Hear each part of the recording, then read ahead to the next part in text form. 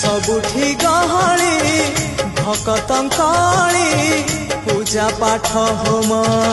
घंट हुलहुली सबुठी गहली भकतंकली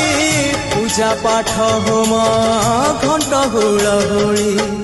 भेटी पारू नहीं एका सखा नमामि नयन पथगामी सखा नमामि